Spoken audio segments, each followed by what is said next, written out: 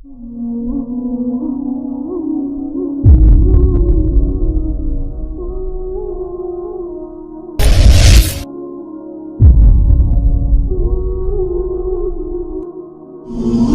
بھائیوں، اپنے اللہ کو راضی کریں۔ جن دکانوں کے پیچھے نمازیں چھوٹ گئیں، جن دکانوں کے پیچھے سچ کو طلاق ہو گئی، جن دکانوں کے پیچھے دیانت چلی گئی، خیانت آ گئی، بددیانتی آ گئی، ہاں اللہ تعالیٰ قیامت کے دن کہے گا بددیانت سے، وہ تو نے جو امانت کھائی لے کے آ، وہ امانت جو تو کھا گیا تھا لے کے آ۔ کہے گا یا اللہ کہاں سے لاؤں، وہ تو دنیا میں رہ گئی۔ اللہ تعالیٰ فرمائیں گے پڑی ہوئی ہے جہنم میں، پڑی ہے، جا اٹھا کے لا۔ وہ جہنم میں کیسے جائے؟ تو فرشتے ماریں گے چل، اور وہ اس کو لے کے چلیں گے، اور چلتے چلتے دوزخ کا سب سے خطرناک حصہ حاویہ، وہاں اس کو لے کے جائیں گے جہاں منافق رہتے ہیں۔ بددیانت لوگ حاویے تک چلے جائیں گے ایمان ہونے کے ساتھ بھی۔ امانت کو کھانے والے لوگ حاویہ میں چلے جائیں گے، جو منافقین کی آگ ہے اس میں۔ وہاں دیکھے گا تو جس کا مال دبایا تھا دنیا میں وہاں پڑا ہوگا، کہے گا اچھا یہاں پڑا ہے، اتنے میں وہ تباہ ہو جائے گا، اس کو اٹھائے گا، کندھے پہ رکھے گا، پھر اوپر چڑھنا شروع کرے گا، چڑھنا شروع کرے گا، چڑھنا شروع کرے گا۔ جب دوزخ کے کنارے پر آ جائے گا تو وہ اس کے ہاتھ سے چھوٹ جائے گا اور پھر حاویہ میں جا گرے گا۔ اس کے ساتھ فرشتے مار کر پھر کہیں گے جا واپس لے کے آ، پھر یہ واپس جائے گا، پھر اسے اٹھائے گا، پھر کندھے پہ لے کے چڑھے گا اور چڑھے گا اور چڑھے گا۔ جب کنارے پر آئے گا تو پھر اس کے ہاتھ سے چھوٹ جائے گی، اس کے پھر فرشتے مار کے نیچے گرا دیں گے، جا لے کے آ۔ اب یہ کبھی اس میں سے نہیں نکل سکتا۔ اس کمانے سے توبہ کریں، یہ کمانا جہنم میں لے جائے گا۔ اور ادھر دوسری سنو، سَيَعْلَمُونَ الْيَوْمَ مَنْ أَصْحَابُ الْكِرَامِ، ایک فرشتہ اعلان کرے گا آج پتہ چلے گا عزت والے کون ہیں، آج پتہ چلے گا عزت والے کون ہیں۔ أَيْنَ الَّذِينَ تَتَجَافَى جُنُوبُهُمْ عَنِ الْمَضَاجِعِ، کہاں ہیں راتوں کو اٹھ کے نمازیں پڑھنے والے؟ ارے میرے بھائیو، یہ نماز کی غفلت بہت بڑی ہلاکت ہے۔ میں کیسے سمجھاؤں؟ میں تو جب بھی جمعہ پڑھاتا ہوں میں یہ مضمون ضرور بیان کروں۔ مجھے جب یہ مجمع نظر آتا ہے تو میرا دل ٹکڑے ٹکڑے ہو جاتا ہے کہ یہ 8ویں دن آتے ہیں اور باقی دن کہاں ہوتے ہیں؟ یہ کیوں نہیں سمجھتے؟ ان کے آنکھ کیا ہو گیا؟ ان کے کانوں میں ڈانٹ لگ گیا، یا دل کے اوپر کوئی پردہ آ گیا، یا میں کوئی عربی میں بات کرتا ہوں جو سمجھ میں نہیں آتی، یا میں کوئی ان سے چندے کا مطالبہ کر رہا ہوں، یا کوئی اپنی ذات کے لیے سوال کر رہا ہوں، یا اپنی شخصیت کی دعوت دے رہا ہوں۔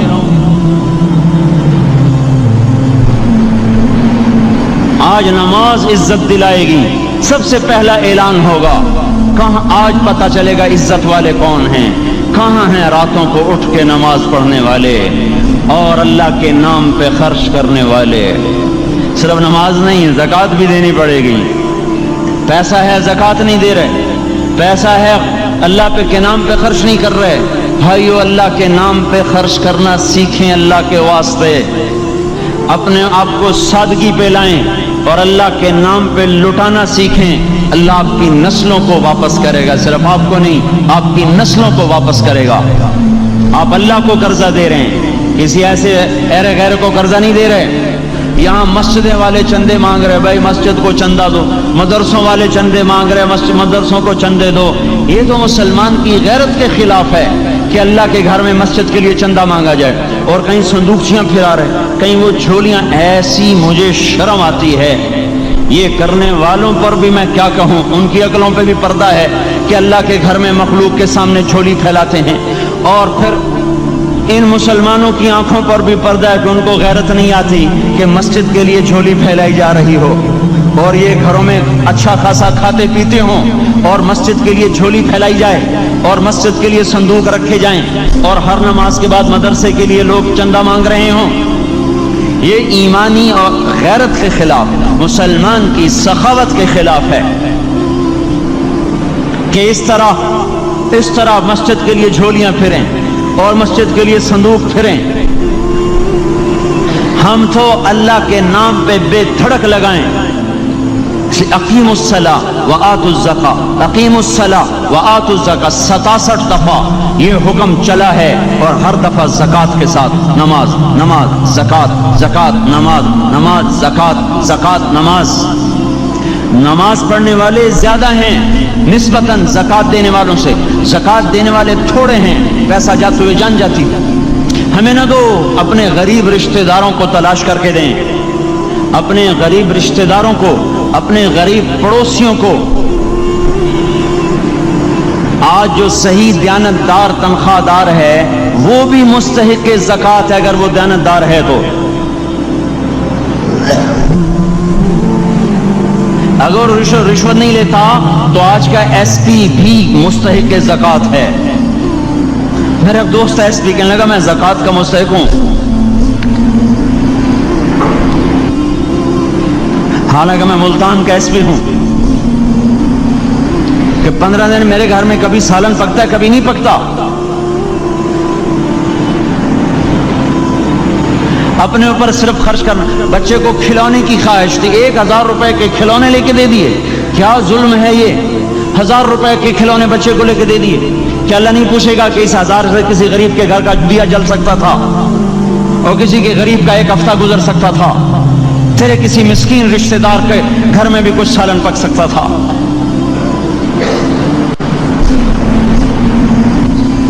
رزق دیا تو اس کا ہوش نہیں کہ اس کا حق ادا کریں. جان دی تو اس کا ہوش نہیں کہ اس کا حق ادا کریں. سجدہ جان کا حق ہے، اور زکوٰۃ اور صدقات یہ مال کا حق ہے. میں کب اپنے لیے مانگ رہا ہوں؟ میں کہہ رہا ہوں اللہ اپنے غریب رشتہ داروں کو دیں، ان کو تلاش کریں اللہ کے واسطے. اپنی بیویوں سے پوچھو سونے کی زکوٰۃ دی ہے؟ دے، ورنہ تو خود پکڑی آئے گی. تیرا زیور تیرے لیے گنجا سانپ بن کے تیری زبان کو ڈسے گا. ان کا میں نے تو بچیوں کے لیے سنبھال کے رکھا ہے.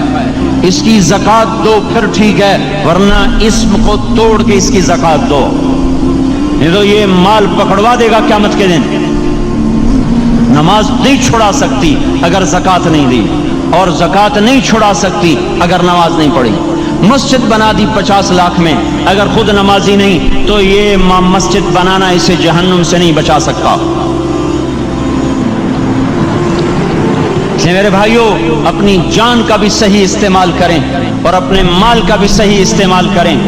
ہم ایسے اندھے نہیں ہیں کہ جو بچے نے چاہا لا کے دے دیا، جو بیگم نے مانگا اٹھا کے دے دیا. نہیں نہیں، ہم پہلے دیکھیں گے اپنے اوپر. حضرت عثمان رضی اللہ عنہ کے پاس ایک سائل ہے، حضور سے مانگنے آیا. آپ نے کہا عثمان کے پاس چلے جاؤ. عثمان سے مانگنے گئے تو آگے بیوی پہ لڑ رہے. کس بات پہ؟ یوں کہہ رہے وہ باہر چھوٹے چھوٹے گھر ہوتے تھے تو باہر آواز آ رہی. بیوی کو کہہ رہے اللہ کی بندی، رات تو نے چراغ میں بتی موٹی ڈال دی. وہ بتی ڈالتے تھے نا اس کی روئی کی، تو تیل زیادہ جل گیا. تو یہ کہنے لگے یہ کس کنجوس کے پاس بھیج دیا؟ جو بیوی پہ لڑ رہا ہو کہ تو نے بتی موٹی ڈالی ہے تو یہ مجھے کیا دے گا؟ تو یہ دمڑی بھی نہیں دے گا.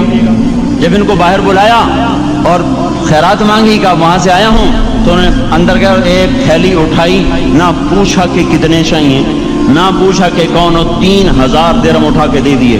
وہ حیران ہو کے کہنے لگا یار ایک بات تو بتاؤ. کہا کیا؟ کہا یہ مجھے تو نے اتنے دے دیے کہ میری اگلی نسل کو بھی کافی ہیں، اور خود بیوی پہ تو لڑ رہا تھا کہ بتی موٹی کیوں کر دی. کہنے لگے وہ اپنی ذات پہ خرچ تھا، وہ پھونک پھونک کے کرنا ہے. یہ اللہ کو دے رہا ہوں جتنا مرضی دے دوں، یہ تجھے تھوڑا دے، اللہ کو دے رہا ہوں.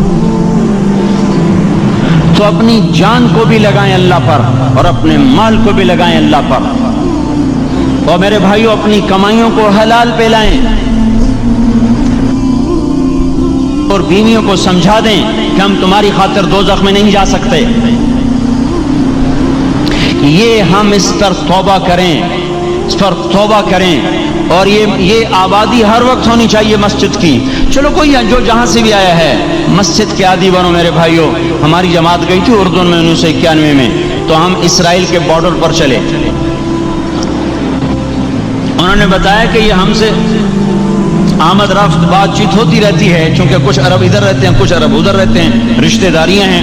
تو کہا یہ یہودی ہم سے پوچھتے ہیں تمہاری فجر میں نمازی کتنے ہوتے ہیں اور تمہارے جمعے میں نمازی کتنے ہوتے ہیں. ہم نے پوچھا یہ تحقیق کیوں کرتے ہو؟ ان کا ہماری کتابوں میں یہ ہے کہ جب فجر کی نماز کے نمازی اور جمعے کی نماز کے نمازیوں کی تعداد برابر ہو جائے گی تو یہودی دنیا سے مٹ جائیں گے۔ اب یہاں فجر میں 1.5 صف ہوتی ہے اور جمعے میں باہر بھی صفیں بنی پڑی، چلو میں کہتا ہوں مان لیا 1/3 طبقہ باہر سے آیا ہے، یہ 2/3 تو یہیں سے اٹھ کے آیا ہے، یہ کیوں نہیں ہر نماز میں آتا؟ میرے بھائیوں اپنے حال پہ رحم کریں، اللہ کے واسطے میری پکار کو سنیں۔ میں آپ کو کوئی فلسفہ نہیں سمجھا رہا، میرا روزانہ ہر جمعہ جب آتا ہوں میں یہی مضمون بیان کرتا ہوں، میں روزانہ آپ کو نیا بیان سنا سکتا ہوں۔ 360 دن ہیں، میں اللہ کے فضل سے آپ کو روزانہ نیا 360 دن میں آپ کو 360 نئے بیان سنا سکتا ہوں۔ میں یہاں بیان کرنے نہیں بیٹھتا، اپنا دکھڑا میں روتا ہوں کہ پوری گلستان کالونی جہنم کی طرف جائے اور میں ان کا پڑوسی ہوں اور میں انہیں جہنم میں جاتا دیکھوں اور میری ہائے نہ نکلے تو میں ڈوب کے مر جاؤں۔ جلتا کتا ہم نہیں دیکھ سکتے اور اس ہماری آنسو نکل پڑیں، چوہے کو ہم جلتا نہیں دیکھ سکتے اور میں اتنی شکلوں کو جہنم میں جاتا دیکھوں۔ جس نے فجر آج نہیں پڑھی اس نے پر جہنم کو واجب کر لیا، جو اب آئندہ اثر نہیں پڑے گا اس پر جہنم واجب ہو گئی۔ پھر میں کیا مضمون بیان کروں، کیا فلسفے بیان کروں؟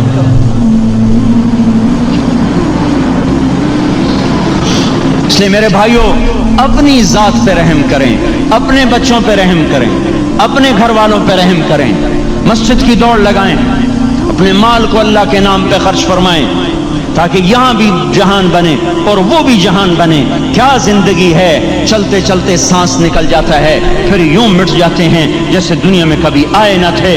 پوتے پوچھتے ہیں ابا دادا کی قبر کہاں ہے؟ ابا کہتے ہیں بیٹا یہیں کہیں مل گئی، پتہ نہیں کہاں ہے۔ آج تو اگلی نسل دادے کی قبر نہیں دیکھ سکتی، ہم اس دنیا کی خاطر اللہ کے باقی ہو جائیں۔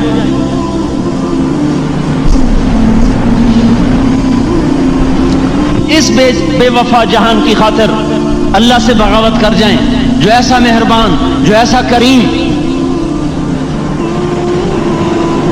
تو اس لیے میرے بھائیوں اللہ کے واسطے اللہ کی بارگاہ میں توبہ کریں اور اپنے اللہ کو راضی کریں۔ یہی میری فریاد ہے، یہی میری پکار ہے۔ میں بھی توبہ کرتا ہوں، آپ بھی اللہ کی بارگاہ میں توبہ کریں کہ کوئی کام اللہ کی منشا کے خلاف نہ ہوگا۔ اللہ ہم سب کو عمل کی توفیق بخشے۔